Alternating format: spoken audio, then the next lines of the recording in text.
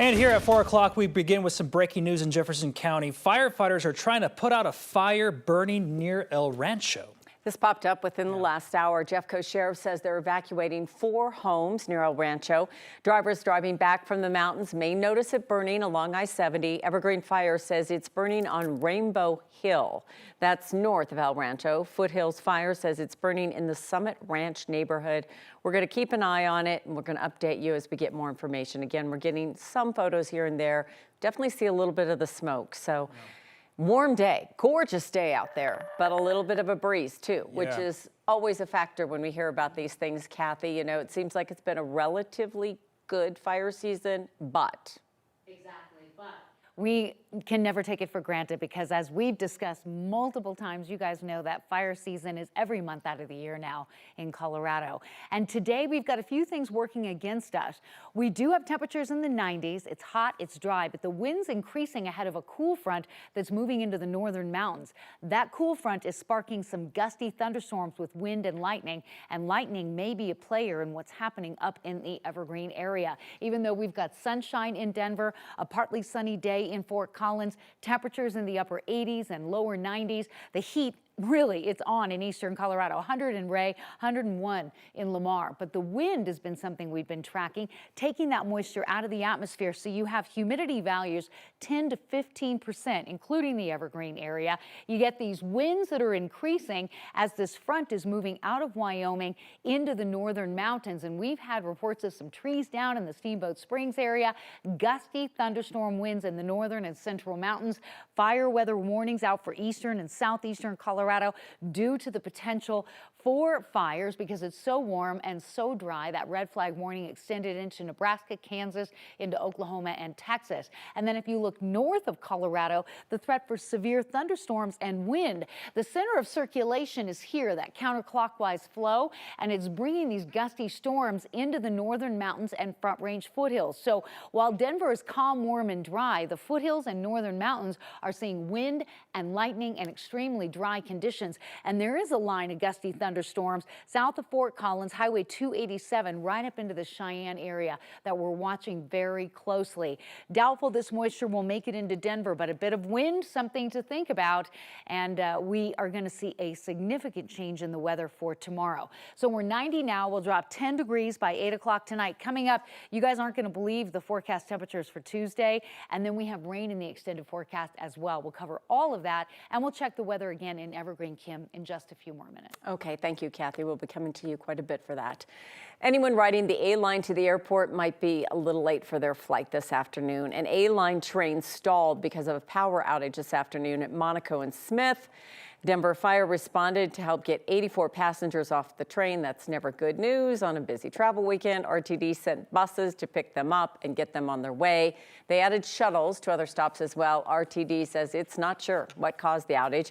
RTD says they hope to have it fixed any minute now. The A-line is working between Central Park and the airport.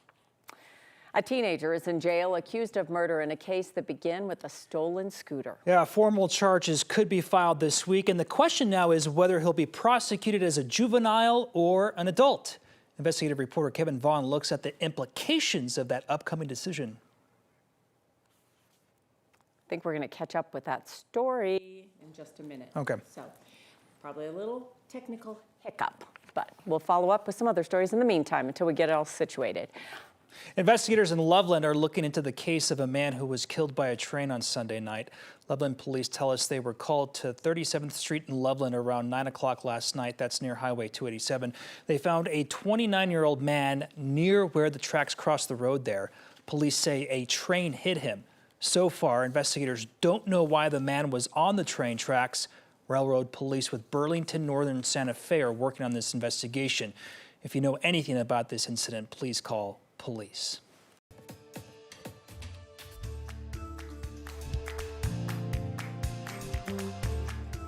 As Florida residents continue to clean up after Hurricane Idalia, another rescue attempt is underway further south. That's in the Florida Keys. Yeah, they're trying to save the coral reefs that are literally being cooked alive from record-breaking ocean temperatures in that area. Keely Chalmers explains what one Colorado group is doing to help save this critical ecosystem. When it comes to extreme weather events, Florida has had its fair share. But this summer's record-breaking heat is one of the worst. Right now is an unprecedented heat wave. Scorching 100-degree ocean temperatures are stressing, bleaching, and killing coral in the Florida Reef Tract. What that is doing is that it is raising those temperatures in the ocean far past temperatures that coral can do well in. Sarah Stevens, director of animal collections at Butterfly Pavilion in Westminster, is in Florida. She's working with a team at the Florida Keys National Marine Sanctuary to help care for thousands of corals. Corals that were recently pulled out of the ocean to weather the heat safely on land. In these land-based nurseries where we can better control temperature and keep things consistent. And give the corals a chance at survival. Coral reefs support over a quarter of all marine life. They also protect us. From an environmental standpoint, they're really important for buffering storms. So as we have these big tropical storms or these big hurricanes coming through, healthy reefs help slow those down.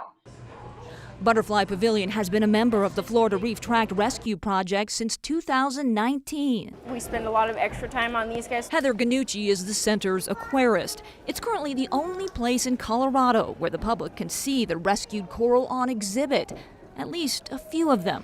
To give you some perspective, there are 18 corals inside this tank here at Butterfly Pavilion. The teams down in Florida are taking care of 5,000. The biggest thing is just educating everyone. Teaching people about this animal, an ecosystem critical to our ocean health that is on the brink. As our climate warms, our storms get bigger, and our heat waves get worse. So doing your part to try and reduce your impact is going to be critical. So future generations can enjoy these beautiful creatures in the wild, not just behind glass. Good job, yes, just like that. Keely Chalmers, 9 News. And crews in Florida plan to return the rescued coral to the ocean once temperatures cool down there. They hope that can happen in the next month. We're going to get back to this story regarding a teenager that's now facing murder charges. A teenager, and it's all started with a stolen scooter. Yeah, that's right. Formal charges could be filed this week, but there's a big question here. Should this teen be prosecuted as a juvenile or as an adult? Investigative reporter Vaughn takes a look at the implications of this decision. Shortly before 5 a.m. on August 23rd at this Aurora home, a father and son gave chase after someone stole scooters from their backyard. They gave up after being shot at. But according to Aurora police, after they returned home, someone drove by and opened fire. The father, Miguel Angel Saucedo Araujo, died. On Saturday, Aurora police arrested a 16-year-old on suspicion of first-degree murder and aggravated robbery. Now, the Arapahoe County District Attorney must decide whether to charge him as a juvenile or as an adult. A 16-year-old involved in first-degree murder, statistically, the likelihood is that individual will be charged as adult court. 9 News legal analyst Scott Robinson says state law lays out 11 factors to consider in the decision, including the suspect's age, mental status, and prior criminal history, and the seriousness of the crime and the use of a weapon. Those factors are difficult to weigh, but that's what the District Attorney's Office has to do in a case involving a 16-year-old potential defendant. Here's why it matters. A person convicted of first-degree murder in juvenile court is likely to face no more than 7 years. That same conviction in adult court means life in prison with parole possible after 40 years. The disparity between being convicted of first-degree murder in juvenile court and in adult court is enormous. The suspect's name has not been made public because of his age, but it will be by law if he's charged in adult court. In the meantime, according to Aurora Police, this investigation is ongoing and more arrests are expected. Kim? Yeah, I know earlier on we heard that clearly he wasn't alone, but these decisions regarding charging them, that's a big deal. There's a lot to consider. As Scott Robinson said, 11 factors laid out in state law. Yeah, okay, thank you. We know you'll follow up. CDOT and CSP are reminding drivers who are pregnant about wearing their seatbelts properly to protect themselves and their unborn child. Car Seats Colorado says too many pregnant people aren't wearing their seatbelts correctly, which puts both them and their unborn children at risk. Analysis from UC Health found only 32% wore them properly. UC Health says the most common mistakes for pregnant seatbelt wearers include the lap belt riding up over the belly, a gap between the collarbone and the shoulder belt, and having their belly too close to the steering wheel. He exuded the laid-back beach bum lifestyle, but people in Aspen, Colorado are remembering Jimmy Buffett's ties to the mountains after he passed away this past weekend. Buffett came to Aspen in the 1970s and spent his years at his house there, which he later sold to the Eagles' Glenn Fry. Fry then turned it into the famous Mad Dog Ranch Studios back in 1986. Buffett also sponsored an Aspen rec softball team called the Down Valley Doughboys and performed shows in Snowmass. Some of his greatest contributions to the community there were charity events like his fundraising performance for Aspen Camp School for the Deaf in 1981. As recently as 2020, Buffett played a role in the Aspen Fire Department's virtual 9/11 remembrance video. I just wanted to send a little song to go with the September 11th deal that they're having out there, because from all my years of living down valley and running around that town, I know how essential firefighters are. That's pretty cool. Aspen Fire Chief Rick Ballantyne says the community will miss the singer who had such a big heart. When reached out to him to do this, they didn't even hesitate. Said, "Sure, what do you need? When do you need it?" Aspen's going to miss him greatly. He was a great. He meant a great deal to this town and this community, and we're going to miss him. Even though he split his time between Aspen and Key West for years, Buffett's best known for the beach, as we all know, and parrot heads. You know who parrot heads are? They're big followers of Jimmy Buffett. They honored him there on Saturday in the Florida Keys.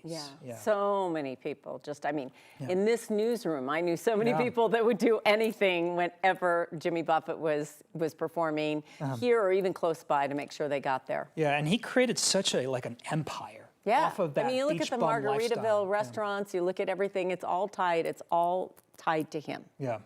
And I love the way he dressed too. Just that relaxed Hawaiian shirt look. I'm a sucker for Hawaiian shirts. So his songs have just such a cultural impact too. Everybody knows. Everybody knows it. All Everybody generations. knows it. He's just, he'll be deeply missed. And I think we're hopefully going to learn more in the days ahead about that very rare type of skin cancer that ultimately led to his death.